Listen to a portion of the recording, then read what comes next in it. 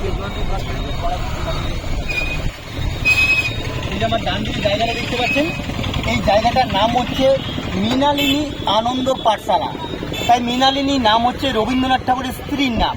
উনি যখন বাংলাদেশ শিলাইদহ থেকে প্রথম শান্তিনিকেতনের মধ্যে এসেছিলেন, তখন রবীন্দ্রনাথ ঠাকুর ভালোবেসে নাম দিয়েছিলেন মৃণালিনী দেবী। তাই ওনার নামে এই পাঠশালা বানানো।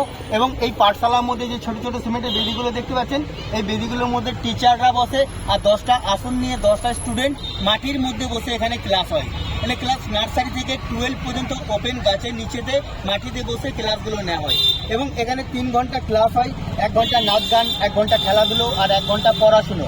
খুব আনন্দের মাধ্যমে নাচ গান খেলাধুলো পড়াশোনা হয় বলে জায়গাটার নাম দিয়েছিলেন মৃণালিনী আনন্দ পাঠশালা।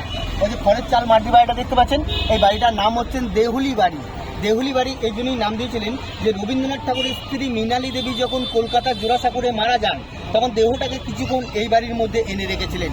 এবং এই বাড়িটাকেও দেখতে পাবেন বাংলা সহজ পাঠ বইয়ে চিত্রশিল্পী নন্দলাল বসুর ব্ল্যাক কালারের পেন্টিং করা আছে। এই যে বাচ্চারা যাচ্ছে এটা কি স্কুলের ছাত্রছাত্রী?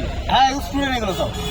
এটা ক্লাস নার্সারি লোকাল ছেলে মেয়েরা যারা আছে, সকাল 6টা থেকে ক্লাস আরম্ভ হয়ে গেছে। আচ্ছা, আর উনি সম্ভবত দিদিমণি। হ্যাঁ, এখন খেলাধুলো হচ্ছে, 1 ঘন্টা ক্লাস হয়ে গেছে। আবার খেলাধুলো হয়ে গেলে আবার 1 ঘন্টা ক্লাস হবে।